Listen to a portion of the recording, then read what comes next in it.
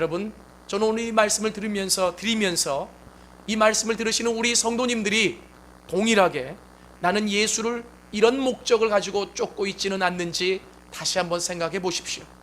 예수를 쫓는 많은 사람들이 있습니다.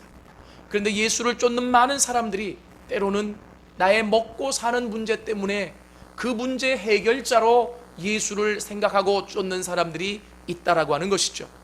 그것이 크게 잘못된 것은 아닙니다. 예수께 오면 공급을 받을 수 있습니다. 그러나 그것이 본질이 아니라고 하는 것입니다. 또 이 무리들이 예수를 쫓았던 두 번째 이유가 있습니다. 여러분, 혹시 그것 아십니까? 요한복음 6장에 보면 오병이어의 사건이 일어났던 이 시기가 어떤 시기였느냐 하면 유월절 시기였다라고 성경에 기록되어 있습니다. 6장 4절에 보니까 마침 유대인의 명절인 유월절이 가까운지라 이렇게 기록되어 있습니다. 유월절은 이스라엘의 최대의 절기입니다. 유월절을 지키면서 이스라엘 이 유대인들은 그 민족을 애굽에서 건져내 주신 하나님을 찬양했고, 그리고 그렇게 건져내 주셔서 광야 40년 동안 지켜주시고 먹을 것이 없었던 그곳에서 하늘의 양식을 내려주셔서 만나를 먹이게 해주시고 하늘의 신령한 음료를 주셔서 그들이 죽지 않도록 만들어주신 하나님을 찬양했었습니다. 유월절은 하나의 예표적인 사건이죠. 그래서 그들은 유월절을 지키면서 하나님, 우리에게 이렇게 이 땅의 양식이 아니라 하늘의 양식을 먹을 수 있도록 해달라고 하나님 앞에 기도하고, 그리고 이 땅이 회복되어지고 메시아가 올 때 분명히 그 메시아를 통해서 하늘의 양식이, 그리고 그 하늘나라에서 살아갈 날들이 오게 될 것이라고 확신하고 있었습니다. 그런데 이 예수라고 하는 인물을 자세히 보니까 이 예수는 능력이 있잖아요. 그리고 하나님이 보내신 사람 같잖아요.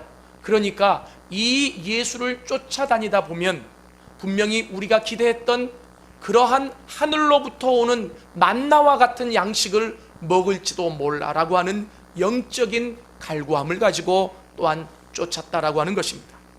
이 무리들은 두 가지 목적을 가지고 예수를 쫓았습니다. 하나는 먹고 사는 문제를 예수를 통해 해결하기 위해서입니다.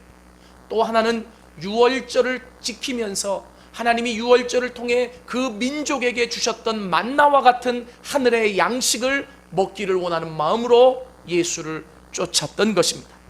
그런데 예수님은 그 오병이어의 사건을 일으키신 후에 그 먹을 것을 한번 주었더니 그 먹을 것을 먹고 너무나 감격한 나머지 예수를 쫓아다니는 그 무리들을 보시게 되었습니다.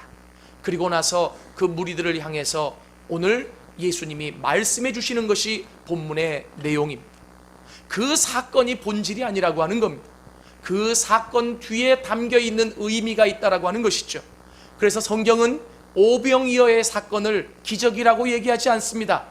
오늘 성경에 보니까 예수님이 그 사건을 뭐라고 얘기해요? 표적이라고 얘기합니다. 기적과 표적의 차이가 있습니다. 기적은 우리가 흔히 영어로 miracle 이렇게 얘기해요. 그냥 사람이 할 수 없는 일들이 그냥 일어난 것, 초월적으로 일어난 것이 기적이에요. 그런데 표적은 영어로 sign 이렇게 얘기해요. 이것은 뭐냐 하면 그 일어난 일에 초점이 있는 것이 아니라 그 일을 가지고 무엇인가 전달하려고 하는 의미가 담겨 있다라고 하는데 초점이 있는 거예요. 이해되십니까? 그래서 예수님이 이 무리들을 향해서 뭐라고 얘기하냐면 저희가 나를 찾는 것은 표적을 본 까닭이 아니요 떡을 먹고 배부른 까닭이다 라고 얘기를 하십니다. 무슨 말이냐면 분명히 예수께서 저 일을 일으키셨을 때는 이 안에 우리에게 던져주고자 하는 메시지가 있을 터인데 그 메시지를 내가 알기를 원한다라고 생각해서 예수를 쫓는 것이 아니라 예수를 쫓아가면 배가 고프지 않을 거야. 예수를 쫓아가면 내 인생의 문제가 해결될 거야. 이 자신의 배부름 때문에 예수를 쫓아다니는 무리를 향해서 이 말씀을 던져주셨다라고 하는 것입니다. 여러분, 분명히 기억하셔야 될 것이 있습니다. 예수님은 오병이어의 사건을, 이 한 가지 사건을 통해서 여러 가지 일을 하시는데 우리가 두 가지로 압축해 보자면, 한 가지는 배고픈 하나님의 자녀들, 하나님의 형상과 모습대로 지음받은 그 자녀들을 먹이시는데 먼저 초점이 있어요. 여러분, 죽어가는 사람 살리지 않고 사랑한다고 백날 얘기해봤자 무슨 소용이 있겠습니까? 배가 고프니 그 배를 채우시는데 먼저 목적이 있었습니다. 그러나 그것으로 끝나는 것이 아니에요. 그 일을 통해서 이 예수님은 그 기적에 담겨있는 그 더 큰 의미를 말씀해 주고 싶었다는 겁니다. 얘들아, 그 오병이어의 사건은 그 사건으로 끝나는 사건이 아니란다. 그 사건을 통해서 내가 더 깊게 말해주고 싶은 것이 있어 라고 하는 의미죠. 그러면서 예수님이 이렇게 말씀하십니다. 유대인들과 지금 대화를 하시면서 유대인들이 자꾸 유월절이 가까웠기 때문에 그들이 조상들이 광야에서 먹은 만나를 얘기하고, 그리고 하나님이 물을 내신 것들을 얘기하면서 하나님이 주신 양식을 얘기하잖아요. 그러자 예수님이 이렇게 말씀하십니다. 너희 조상이 먹었던 만나와 같은 양식, 그리고 내가 너희들에게 먹였던 그 육신의 양식, 이 양식은 그 양식을 먹이는 데만 목적이 있지 않고 중요한 또 다른 의미가 있다라고 하는 거예요. 그것은 바로 무엇이냐면, 하나님이 보내주신 만나와 오병이어의 사건은 예수가, 하나님이 보내신 그 아들 예수가 어떤 분이신지를 계시할 하나의 도구가 된다라고 하는 것입니다. 여러분, 분명히 기억하셔야 될 것이 있습니다. 사람은 먹고만 살도록 지어지지 않았습니다. 아무리 맛난 것을 먹고, 아무리 비싼 것을 먹고, 그리고 아무리 좋은 것을 먹어도 여러분, 시간이 지나면 또다시 배가 고파오잖아요. 그죠? 10만 원짜리 음식 먹어서 한 달 가는 사람 봤습니까? 그런 음식 있으면 저 좀 소개시켜 주세요. 어디 호텔 신라에 가서 불도장 30만 원, 40만 원짜리 먹으면 한 달 안 먹어도 됩니까? 그렇지 않잖아요. 먹고 나면 또 배가 꺼지고, 먹고 나면 또 배가 꺼지고, 늘 먹을 수밖에 없는 것이 사람이에요. 그런데 예수님은, 그리고 하나님은 그러한 우리의 인간에게 가르쳐 주시고 싶은 게 있으셨다라고 하는 거예요. 그렇게 먹고 살아가도록 인간이 지어졌지만 육신의 떡, 세상의 떡만 먹고 살아가도록 지어진 존재가 아니라고 하는 것이죠. 사람은 하나님의 형상과 모습대로 지어졌기 때문에 바로 그렇게 하나님의 형상과 모습대로 지어진 사람들이 또 먹어야 될 것이 있다라고 하는 겁니다. 그것이 바로 무엇이냐면 하늘로부터 내려온 생명의 떡이라고 하는 것입니다. 이 생명의 떡을 먹어야 우리 마음속에서 주림과 가람이 없다라고 오늘 예수님이 말씀해 주고 계신 것이죠. 여러분, 많은 사람들이, 특히 저 같은 사람은 금식을 잘 못해요.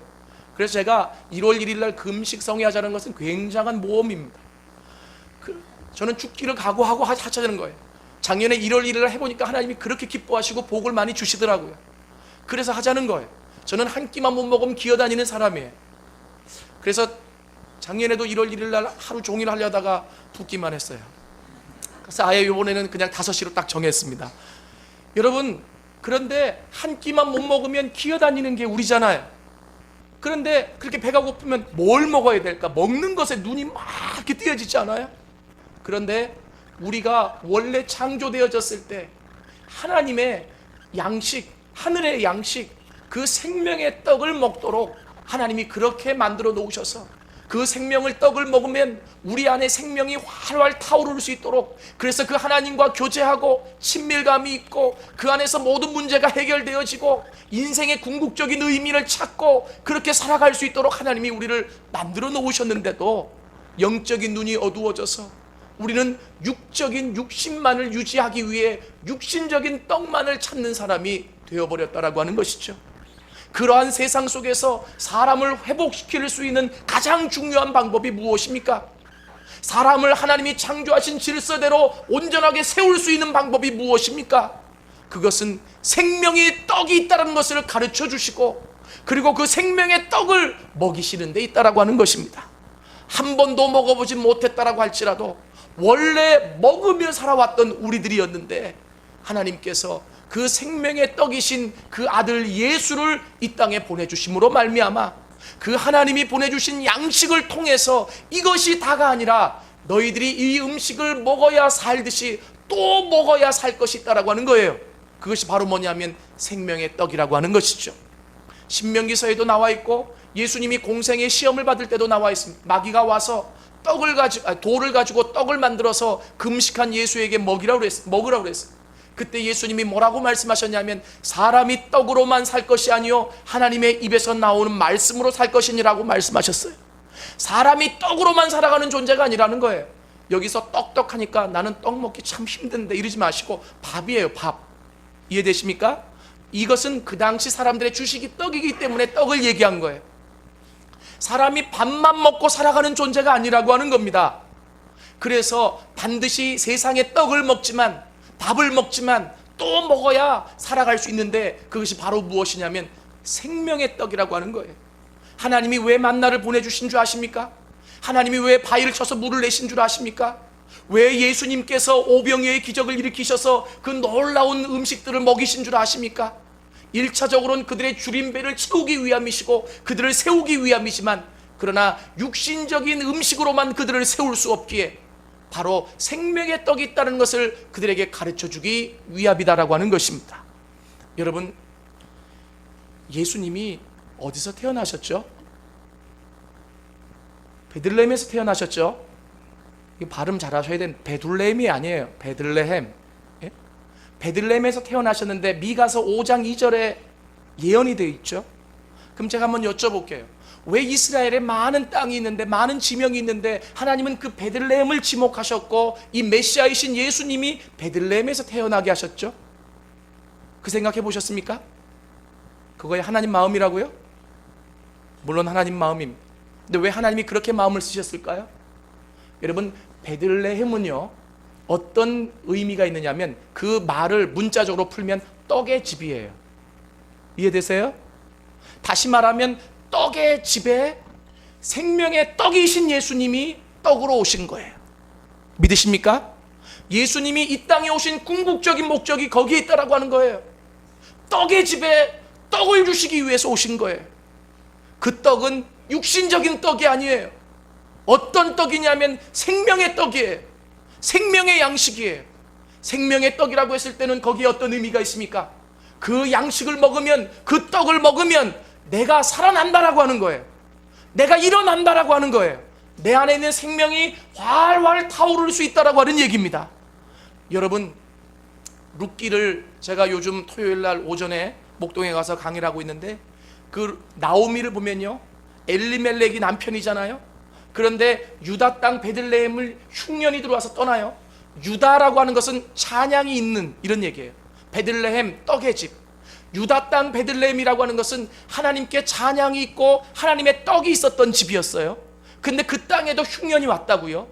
그랬을 때 하나님의 백성은 하나님 왜 이 땅에 흉년이 오나요? 내가 어떻게 살아야 됩니까? 라고 물어봐야 되는데 이 엘리멜렉은 물어보지 않고 인간적인 머리를 써서 하나님이 가지 말라고 했던 모압 땅에 내려가서 결국은 죽었어요. 그리고 나오미하고 룻만 돌아오잖아요. 이해되십니까?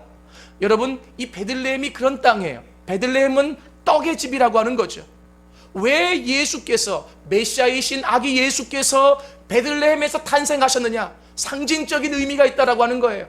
이 땅에 생명을 줄 수 있는 사람이 없다라고 하는 겁니다. 생명의 떡으로 그 생명을 줄 수 있는 사람이 없다라고 하는 거예요. 예수께서 이 땅에 오신 궁극적인 목적은 당신께서 생명의 떡이 되셔서 생명이 없는 이 땅에 생명을 주시기 위해서 이 땅에 오셨다라고 하는 것입니다. 여러분, 이 생명의 떡을 먹어야 우리가 온전하게 회복되어질 수 있어요. 밥 3끼 먹으면, 보약 먹으면 우리가 힘을 얻을 수 있잖아요. 그런데 힘 얻는다고 모든 문제가 다 해결되지 않아요. 때로는 우리가 아무리 건강이 있어도 마음이 아플 때가 있고, 상처 입을 때가 있고, 문제를 해결해야 될 문제가 산더미처럼 쌓일 때가 있고, 내 마음이 흔들릴 때가 있고, 좌절할 때가 있고, 낭망할 때가 있어요. 가만히 돌이켜보니까 나는 돈도 있어요, 능력도 있어요, 지위도 있어요, 다 있는데 왜 내 마음이 이렇게 힘든지 모르겠어요. 이유가 있습니다. 사람이 떡으로만 살아가는 존재가 아니기 때문에 그래요. 이 말에 다 포함되어 있는 거예요. 사람이 돈으로만 살아가는 존재가 아니에요. 권력으로만 살아가는 존재가 아니에요. 내 주변에 나를 사랑해주는 사람만 있어서 살아가는 존재가 아니에요. 하나님이 인간을 지어놓으실 때 그렇게만 살아갈 수 있도록 지어놓지 않으셨어요. 영적인 존재로 지어 놓으셨다라고 하는 거예요. 하나님의 영생하는 그 생명이 우리 안에 있어야 우리가 기쁠 수 있다라고 하는 거예요. 소망이 있을 수 있다라고 하는 거예요. 그래서 그 영생하는 생명을 갖지 못했던 이 세상을 향하여 그 아기 예수께서 직접 생명의 떡이 되어 떡의 집으로 오신 거예요. 이해되시죠? 여러분, 그래서 오늘 이 성경에 보니까 예수님이 그렇게 얘기해요. 나는 생명의 떡이니. 우리 35절 다 같이 한번 읽겠습니다. 시작. 예수께서 이르시되 나는 생명의 떡이니 내게 오는 자는 결코 줄이지 아니할 터이요 나를 믿는 자는 영원히 목마르지 아니하리라. 아멘. 예수님이 그렇게 말씀하십니다. 내가 생명의 떡이라고. 그리고 나에게 오는 자는 줄이지 않고 그리고 갈급함이 없다라고 말씀해 주십니다. 여러분, 이 말은 무슨 말입니까?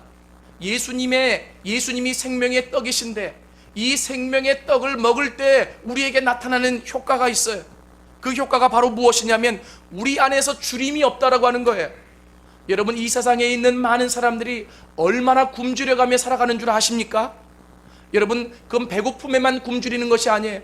어떤 사람은 사랑에 굶주려 있고, 어떤 사람은 관계에 굶주려 있고, 어떤 사람은 돈에 굶주려 있고, 어떤 사람은 욕심에 굶주려 있고, 많은 사람들이 굶주려 가면서 자기의 것들을 채우기 위해 급급해 살아가요. 그런데 오늘 예수님이 뭐라고 말씀하셨냐면 내가 생명의 떡이라고 하는 거예요. 그런데 이 생명의 떡을 먹으면 너희 안에 주림이 없을 거다라고 하는 겁니다. 여러분, 예수 잘 믿는 사람을 한번 보십시오. 예수 잘 믿는다는 게 무엇을 의미합니까? 그것은 생명의 떡을 먹는 것을 의미합니다. 생명의 떡을 먹고 예수 잘 믿는 사람을 보십시오. 비록 돈이 없어도, 비록 사회에서 실패했어도, 비록 내가 원하는 것을 갖지 못했어도 그 안에 뭐가 있어요? 만족이 있어요. 하나님이 주시는 평안이 있어요. 소망이 있는 거예요. 주림이 없다라고 하는 거예요. 그런데 예수를 믿어도 이 생명의 떡을 날마다 먹지 못하면요, 우리 안에 주림이 있습니다. 아세요? 어떻게 하면 내가 빨리 성공할까? 어떻게 하면 내가 빨리 출세할까? 어떻게 하면 내가 모든 것을 더 벌 수 있을까? 어떻게 하면 내가 권세를 가질 수 있을까? 여러분, 이것은 여러분만의 이야기가 아니라 목사 이야기도 합니다. 목사도요, 하루하루 생명의 떡을 먹지 않으면 뭐에 사로잡히는 줄 아세요? 그것은 교회 성장주의에 사로잡혀요. 왜 빨리 교회가 성장하지 않을까? 왜 교회가 빨리 200명이 되지 않을까? 왜 교회를 빨리 짓지 못할까? 왜 교회, 여러분, 이러면요, 목사도 망하고 교인들도 망하는 거예요. 그런데 얼마나 많은 한국의 교회들이 성장 위주에 빠져 있는지 몰라요. 저는 교회를 성장시키지 않겠다는 게 아닙니다. 근데 성장 위주에 빠져서 성장되는 교회는 본질을 잃어버린 것 아니겠습니까? 우리가 그 생명의 떡을 먹고 하나님이 주시는 것 안에서 평안과 기쁨과 소망이 있을 때 그 영적인 영향력이 흘러가고 그 영적인 영향력 안에서 사람들이 세워지고 그 안에서 일하게 되고 하나님이 역사하실 때 부흥과 성장은 자동적으로 따라오는 거예요. 여러분, 그래요. 목사도 한순간이라도 하루라도 그 생명의 떡을 먹지 않으면 세상적인, 그리고 또 교회의 성장 위주의 다른 어떠한 주림에 빠져서 거기에 허덕이며 헤어나오지 못할 수 있다라고 하는 거예요. 예수님이 그 무리들을 향해서 얘기하는 거죠. 자, 내게로 오라. 다 내게로 오라. 내게로 와서 이 생명의 떡을 먹으면 너희 안에 주림이 없을 것이다. 그리고 얘기하십니다. 내게로 와서 생명의 떡을 먹으면 무엇이 없다고요? 가람이 없다고 그랬어요. 목마름이 없다고 그랬어요. 여러분, 목마르다라고 하는 것은 물을 마시기 위해 목마른 게 아니잖아요. 어떤 사람은 돈에 목마르고, 사랑에 목마르고, 여자에 목마르고, 남자에 목마르고, 그리고 권세에 목마르고, 얼마나 많은 사람들, 세상 사람들을 살아가는 사람들의 특징 중에 하나가 굶주려 살아가고 갈급해서 살아간다라고 하는 거죠. 그래서 예수님이 오신 거예요. 우리는 돈만 있으면, 사람만 있으면, 지위만 올라가면 그 모든 가람이 다 채워질 걸로 착각할 수 있다라고 하는 거예요. 아닙니다. 그 지위에 올라가면, 그만큼 돈을 벌고 나면 또다시 갈급한 것이 우리 인생이에요. 생명의 떡을 먹어야 합니다. 그 생명의 떡을 먹어야 주림이 없고 가람이 없다라고 하는 거예요. 예수님은 그렇게 모여든 무리들을 향해서 그 본질적인 말씀을 해주신 거예요.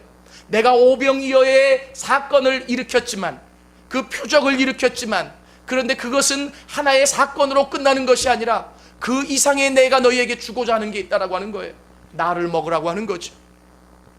여러분, 오해하지 마세요. 예수님이 지금 그들을 초대하고 계신 거예요. 예수님 앞에 나와서 헌금하라는 거 아닙니다.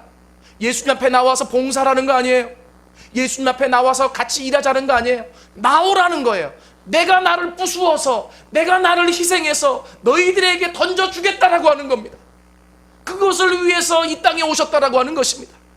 직접 생명의 떡이 되셔서 당신을 부수어 그렇게 굶주림에 허덕이고 있는, 갈급함에 허덕이고 있는 그 영혼들에게 먹이기 위해서 오셨다라고 하는 거예요. 여러분, 오늘 이 생명의 떡이신 예수를 다 만날 수 있는 여러분들이 되어질 수 있기를 원합니다. 2008년도를 정리한다라고 하는 거, 여러분 나름대로 내가 일기도 쓸 수 있고 지나온 날들을 회고할 수도 있고 내가 결단할 수도 있고 내가 회개할 수도 있지만, 가장 중요한 정리는 생명의 떡이신 예수를 만나는 일입니다. 그 예수를 만나서 그 생명의 떡을 먹을 때에 우리 안에 2008년도 1년을 지나오면서 힘들었고 어려웠고 상처 입었고 고생스러웠던 그 모든 것들이 한순간에 사라질 수 있습니다. 그리고 2009년을 향한 새로운 소망을 주실 수 있는 분이 생명의 떡이신 예수 그리스도이십니다. 그러면 마지막으로 이 생명의 떡을 먹는다는 것은 무엇을 의미합니까? 35절 다시 보면 예수님이 이렇게 말씀하십니다. 나는 생명의 떡이니 내게 오는 자는 결코 줄이지 아니할 터이요 나를 믿는 자는 영원히 목마르지 아니하리라. 여기서 예수님께 나아오고 예수님을 믿는 것이 생명의 떡을 먹는 것이다라고 하는 것을 상징적으로 우리에게 가르쳐주고 있습니다. 여러분, 실은 이것을 이해하지 못해서 초대 기독교에서는 이 기독교를 식인의 종교로 오해하기도 했어요. 왜냐하면 예수님이 맨날 그러시잖아요. 내 살을 먹어라, 내 피를 마셔라. 도대체 저 종교는 뭐 하는 종교야? 저기는 가면 맨날 예수님 살 먹나 봐. 저기 식인 종교야 막. 그런데요, 여러분, 그래서 제가 오늘 이 말씀을 여러분들에게 드리는 것은 바로 뭐냐면, 생명의 떡이신 예수를 먹는다라고 하는 것은 무엇을 의미합니까? 그것은 예수가 메시아이심임을 믿고 예수 앞에 나오는 것을 의미합니다. 참 놀라운 것은요, 지금 예수님이 유대인 무리들하고 대화를 나누고 계시잖아요. 근데 그 무리들이 예수님 앞에 나와 있죠. 그러나 그들이 예수를 믿지 않았기 때문에 생명의 떡을 먹지 못했어요. 그죠? 36절 보세요. 그러나 내가 너희에게 이르기를 너희는 나를 보고도 믿지 아니하는도다 하였느니라. 이렇게 나오죠. 예수 앞에 나온다라고 하는 것은 무엇을 의미합니까?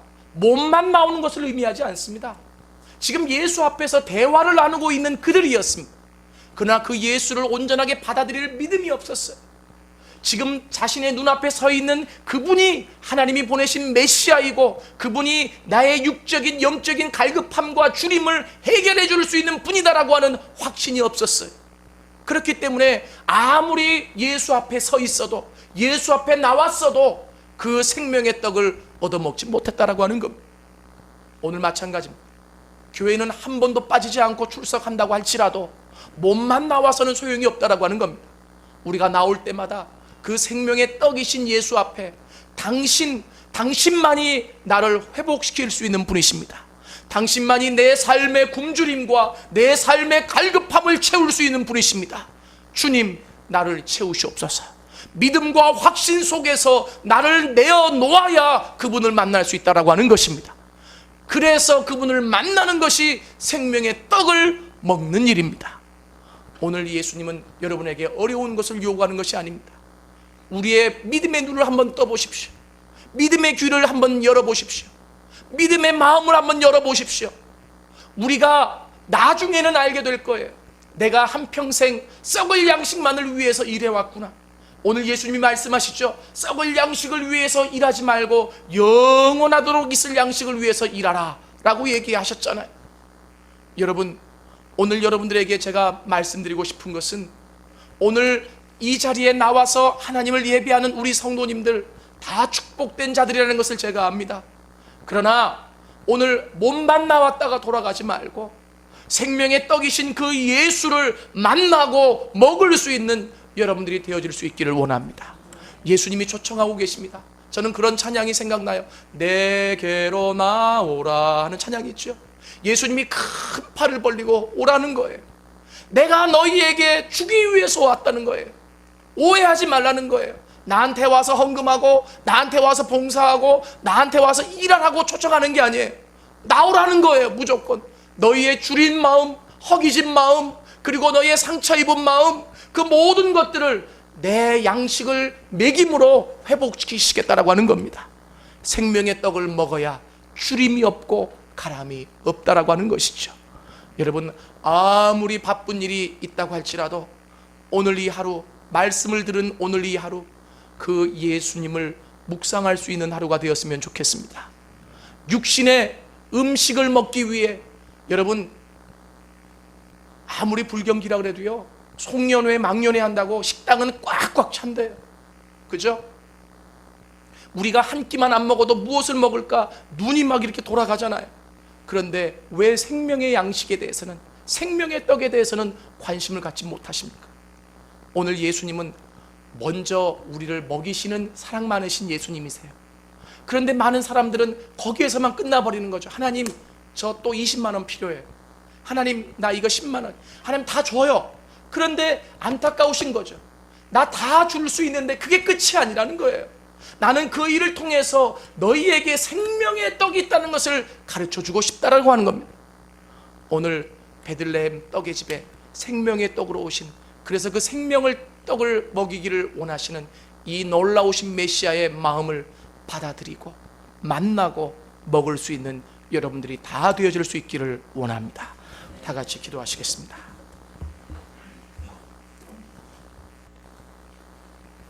오늘 말씀을 생각하면서 우리 같이 묵상으로 기도하겠습니다. 나는 한 끼만 굶어도, 또 한 끼만 굶어도 무엇을 먹어야 될지 먹을 것에 눈이 돌아가는 사람인데, 주님, 영생할 수 있는 양식에 대해서는 내가 무지했었습니다. 주님, 그 영생할 수 있는 양식을 나에게 허락하여 주옵소서. 그 생명의 떡을 먹기를 원하십니다.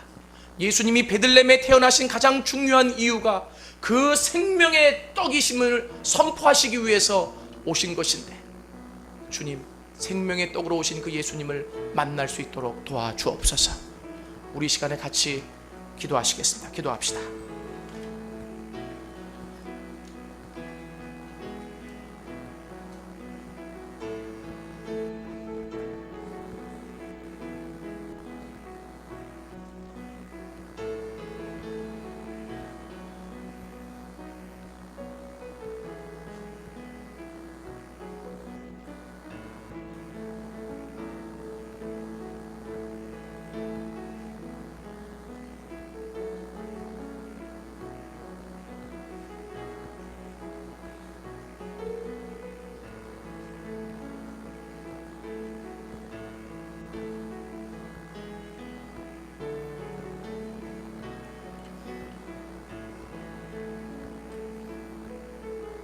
주님, 육신의 떡은 먹으면 그 순간뿐이지 또 배고프고 또 채워야 돼.